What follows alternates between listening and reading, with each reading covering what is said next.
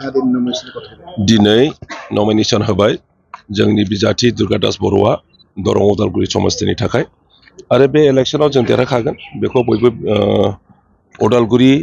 जिल्ला आरो मंगलदै जिल्ला बेनि मानसिफोरा गासैबो बुंजोबगासिनो दङ खारन जोंनि बिपिएफनो गासैबो जाथि गस्तिनि धर्मावलम्बीनि मानसिफोरा भट होगोन कन्टेस्टआ नो डाउट बिजेपि जोंनो जागोन किन्तु बिजेपिआ जोंनि खाथियावनो थानाय नङा इउडिएफआबो नोंथांमोननि बेयावहाय एलायन्स बायदिनो दिनै नुनो मोननाय जादों नाथायबा नोंथांमोना एलायन्स गैया होननानै बुंबाय थादों मा बुंदों एलायन्स जाहा रावजोंबो गैया बिपिएफआ रावजोंबो एलायन्स गैया होननानै बुंखादों एलायन्सबो खालाया जों बिजेपिजोंबो खालाया कंग्रेसजोंबो खालाया नाथायबा दिनै बिथांमोना फैनानै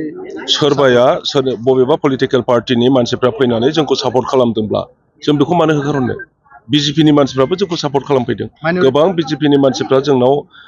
माबा खालामदों हाबदों आरो बिथांमोनहाबो दिनै नमिनेशनाव फैदों होमबा बेखौ मा बुंनो माइनरिटिनि भटआ हाबगोन ना माइनरिटि बर' असमिया राजबंशी नेपाली बिहारि जेसेबां जाथि गस्ति दं 14टा जाथि गस्ति दं बिटिसिआव बे 14टा जाथि गस्तिनि मानसिफ्रा भट होगोन रनजित बसुमतारी नोंथांनि सायाव माखासे बाथ्रा बुंदों जिहेतु नोंथाङा जेंगोखौ मिथिखानानै मोना मोना दुखु खालामबाय थायो बे बाथ्राखौ बुंदों जोबोद मोजां दुखु खालामदोंब्ला ओंखायनो खुसि खुसि थाथोंसै जों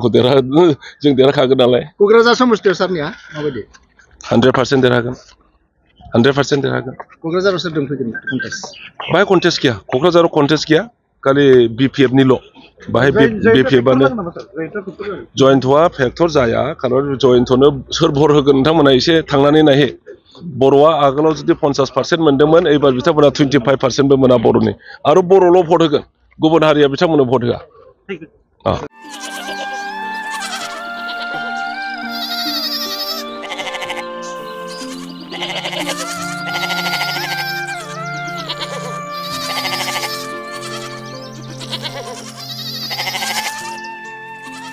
কি হে বকুল মোক চোক গোপনা আহিছা যে তোৰ কামটো মানে আজিও নহ'ল ন নহ'ল আৰু নহ'ব যেন লাগিছে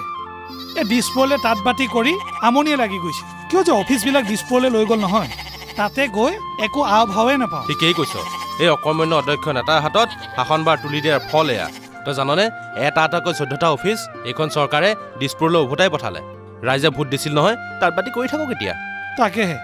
বিটিচিয়ে এই বিভাগকেইটাৰ ওপৰত নিজৰ কৰ্তৃত্ব হেৰুৱালে অকৰ্মণ্য নেতাক আঁতৰ কৰক নাঙলৰ ছবিত ভোট দিয়ক 14টা বিভাগ পুনৰ উভতাই অনা হাগ্ৰামাৰ প্ৰতিশ্ৰুতি বিপিএফৰ মূল মন্ত্ৰ সম উন্নয়ন সম অধিকাৰ